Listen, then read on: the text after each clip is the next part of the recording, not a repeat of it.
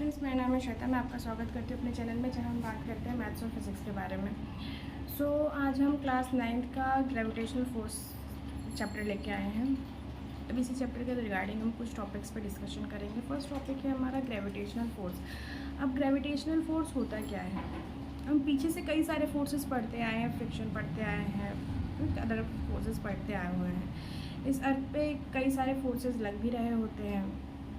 Magnetic force होता है, friction होता है, इलेक्ट्रिकल फोर्स होता है, कई सारे फोर्सेस होते हैं। लेकिन एक ग्रेविटेशनल फोर्स होता है, राइट, जो पढ़ा भी है हमने कि अगर हम इस अर्थ पे चल रहे हैं तो क्यों चल रहे हैं? क्योंकि इस अर्थ के थ्रू हमारी बॉडी पे एक फ़ोर्स लग रहा है, इसको हम ग्रेविटेशनल फोर्स कहते हैं। ऐसा हमारे पेरेंट्स हमको बता देते हैं। अगर बच्चा अपने पेरेंट्स से पूछता है तो पेरेंट्स कहते हैं कि हम इस अर्थ पे चल रहे हैं क्योंकि हम पे ग्रेविटेशनल फोर्स लग रहा है, राइट।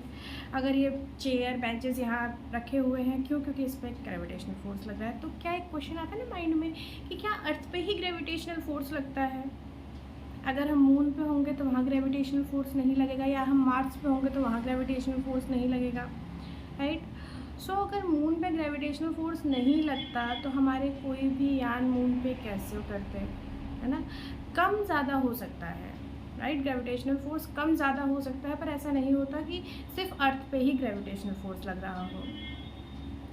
तो सर न्यूटन ने एक थ्योरी दी थी कि इस अर्थ पे इस यूनिवर्स में जितने भी ऑब्जेक्ट्स हैं, ठीक, all object in this universe attract each other. इस यूनिवर्स में जितने भी ऑब्जेक्ट हैं, मून है, प्लैनेट है, सन है, या आपके सैटेलाइट्स हैं, कुछ भी है, अगर एक छोटा सा कण तक है, एक छोटा सा मॉलिक्यूल भी है, तो वो एक दूसरे को अपनी साइड पे अट्रैक्ट करते हैं, राइट। वो अट्रैक्शन डिपेंड करता है कि उसका मास कितना है, पर अट्रैक्ट हर ऑब्जेक्ट अपने दूसरे ऑब्जेक्ट को कर रहा होता है। लाइक ये पेन है, ठीक, ऐसा तो है नहीं कि ये पेन है तो ये मुझे अपनी साइड पे नहीं खींच रहा, बिल्कुल खींच रहा है, पर मैं इसकी साइड पे क्यों नहीं गिर रही? क्योंकि इसका जो मास है वो मेरे मास के कंपैरिजन में कम है, और ये अट्रैक्शन फोर्स उतना ही लगाएगा जितना इसका मास होगा, राइट। मैं इसकी साइड पे नहीं गिर रही। अब क्या है, अगर मैं किसी दीवार को पुल करूं, धक्का दूं, ठीक, मैं भी तो उस पर एक फोर्स अप्लाई करूंगी, पर क्या मेरा फोर्स इतना ज़्यादा होगा कि उस दीवार में एक्सेलरेशन को डेवलप कर सके, वो दीवार एक्सेलरेट होके गिर जाए, ठीक? ऐसा तो नहीं ना हो सकता कि मैं उस पर अगर फोर्स लगा रही हूँ तो वो दीवार गिरेगी ही गिरेगी। हाँ, अगर कोई बुलडोज़र उस पर फोर्स लगाएगा तो ज़रूर उस पर इतना फोर्स वो लगाएगा कि वो दीवार एक्सेलरेट हो सके, उस पर इतना एक्सेलरेशन हो जाए कि वो नीचे गिर जाए, राइट। डिपेंड करता है कि आप उस पर फोर्स कितना लगा रहे हो।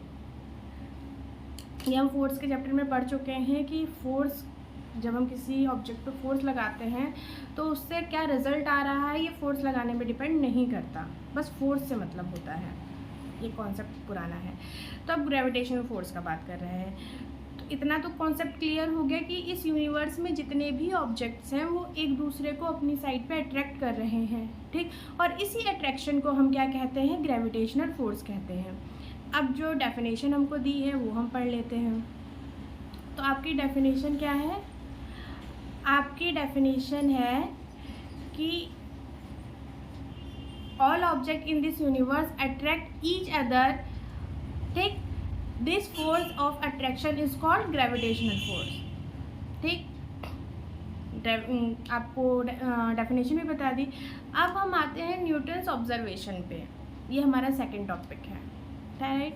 अब न्यूटन्स ऑब्जर्वेशन क्या होते हैं? थोड़ा कॉन्ट्रोवर्शियल बात है कि सर न्यूटन जो थे वो एक दिन पेड़ के नीचे बैठे हुए थे, तो उनके सर पे आके एक सेब गिरा, तो उन्होंने ये सोचा कि ये सेब मेरे ऊपर गिरा कैसे, राइट। या तो अर्थ उस पर कोई फोर्स लगा रही है, वो या एप्पल उस पर फोर्स लगा रहा है, इस करके वो नीचे आके गिरा। लेकिन अब बात इतनी सी है कि सर चार्ल्स न्यूटन ने ये बात किसी से कही नहीं थी। अब उनका ऑब्जर्वेशन था, कही थी नहीं कही थी, कॉन्ट्रोवर्शियल बात है, पर थियरी इसी बात से रिलेट करती है कि why does Apple fall on earth a tree, कि एक एप्पल ट्री से अर्थ पे क्यों गिरता है ना, कि एक एप्पल ट्री से अर्थ पे क्यों गिरता है? Because earth attract it toward itself, क्योंकि अर्थ उसको क्या करती है? अपनी साइड पे अट्रैक्ट करती है, राइट। अब ये थ्योरी जो है सर न्यूटन्स के थर्ड लॉ पे डिपेंड करती है। ये जो थ्योरी सर न्यूटन ने दी थी ये थर्ड लॉ पे है कि every action has an equal and opposite reaction, right, कि हर एक्शन का एक इक्वल और ऑपोजिट रिएक्शन होता है। Can Apple also attract the अर्थ? अगर अर्थ ने एप्पल को अपनी साइड पे अट्रैक्ट किया था तो क्या एप्पल ने भी अर्थ को अपनी साइड पे अट्रैक्ट किया था? Yes, it also attract the earth as पर न्यूटन्स थर्ड लॉ। ये न्यूटन्स के थर्ड लॉ के अकॉर्डिंग एप्पल ने भी अर्थ को अपनी साइड पे अट्रैक्ट किया था, पर अर्थ का अट्रैक्शन एप्पल के अट्रैक्शन से ज़्यादा था, इसलिए एप्पल जो है टूट के अर्थ पे आ गिरा। नहीं,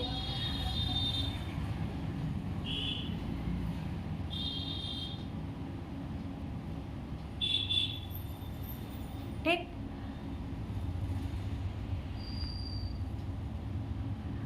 But the mass of Earth is much larger than Apple, therefore Earth never moved toward it. जो अर्थ का मास है वो बहुत ज़्यादा बड़ा था एप्पल के मास से, इसीलिए अर्थ जो है एप्पल की साइड मूव ना होकर एप्पल जो है अर्थ की साइड पे मूव हो गया। अब यहाँ पे जो होता है कि जैसे मैंने आपको पेन का एग्जांपल दिया था कि पेन भी मेरे पे एक अट्रैक्शन लगा रहा है और मैं भी पेन पे एक अट्रैक्शन लगा।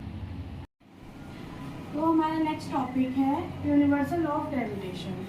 अब इस लॉ के अकॉर्डिंग सर आइजैक न्यूटन ने 1687 में एक लॉ पास किया, जिस लॉ के according force of attraction between two object, किन्हीं दो ऑब्जेक्ट के बीच में जो फोर्स लगता है इन टोटल यूनिवर्स, आपके जितने भी यूनिवर्स में दो ऑब्जेक्ट्स हैं इनके बीच में जो भी फोर्स लग रहा है उस फोर्स को ही इन्होंने कहा कि ये ग्रेविटेशनल फोर्स है, राइट। और इस लॉ को इन्होंने कहा कि ये न्यूटन्स ग्रेविटेशनल लॉ है, राइट। इतना तो आपको क्लियर हो गया, ओके। अब इस लॉ के अकॉर्डिंग कुछ पॉइंट्स आते हैं। फर्स्ट पॉइंट क्या है आपका इस लॉ के अकॉर्डिंग?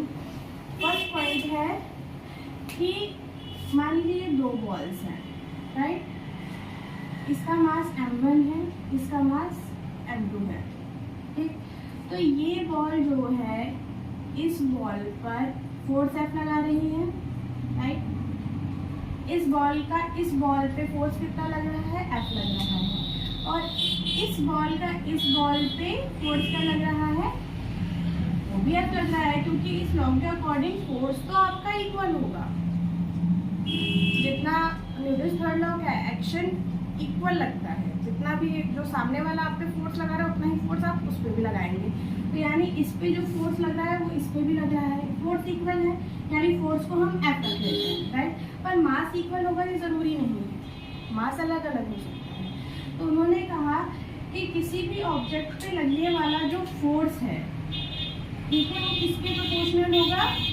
उन दोनों के मास के प्रोडक्ट के प्रोपोर्शनल होगा। ये उनका फर्स्ट कॉन्सेप्ट था, राइट।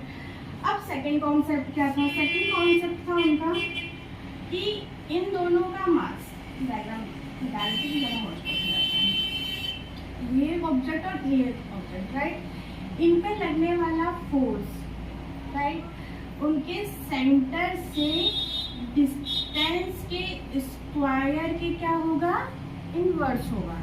यानी इन पे लगने वाला फोर्स इनके सेंटर के डिस्टेंस के क्या होगा? स्क्वायर के इनवर्स होगा। तो ये सेकेंड थ्योरी थी इनकी। अब इस थ्योरी से इनका क्या होता है? इनके दो फॉर्मूले निकल के आते हैं।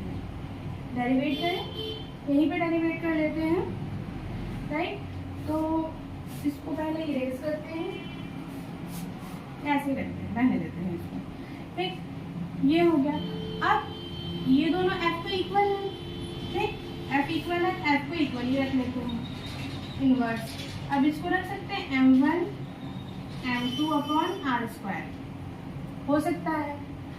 अब हमारे फिजिक्स में क्या होता है? इनवर्स रखा नहीं जाता, इसको हटाने के लिए कोई ना कोई कांस्टेंट यूज होगा, राइट। तो यहाँ हम क्या कांस्टेंट लेते हैं, F इज इक्वल जब करेंगे तो यहाँ कांस्टेंट क्या लगाएंगे, G, m1 m2 upon R square. ठीक, अब ये G, अब मतलब हम कांस्टेंट नहीं लगाएंगे तो अब कल कोई आगे कह देगा कि यहाँ पे और वैल्यू रखनी है, तो एक कांस्टेंट लगाना ज़रूरी होता है।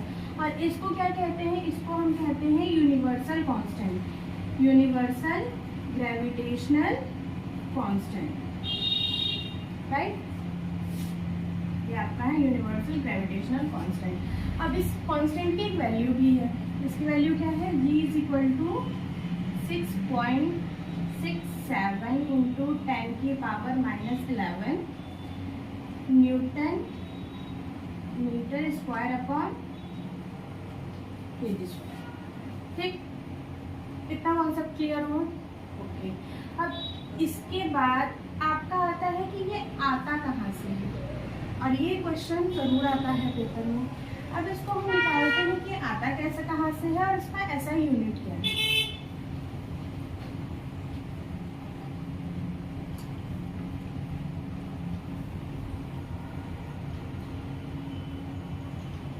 तो पहला तो इसका SI यूनिट, इसका SI यूनिट क्या है, इसका SI यूनिट है जी का 6.67 इंटू 10 की पावर -11।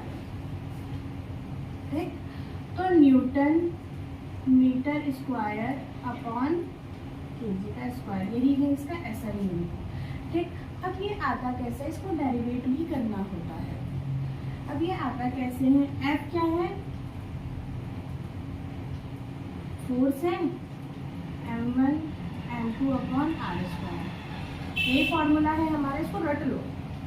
ठीक, अब फोर्स का क्या होता है यूनिट, न्यूटन होता है, G का हमको पता नहीं, हमने ऐसे छोड़ दिया। इसको क्या होता है, kilogram multiply kilogram, metre multiply metre, हो गया। अब क्या हो गया, ये न्यूटन, G किलोग्राम का स्क्वायर अपॉन मीटर का स्क्वायर, ये इधर चला गया, newton metre square upon G kg square. तो G का क्या हो गया, newton metre square upon KG.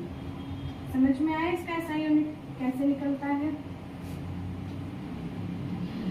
सो आज का लेक्चर यही खत्म होता है। कल हम लोग पढ़ेंगे application of ULG in daily life, और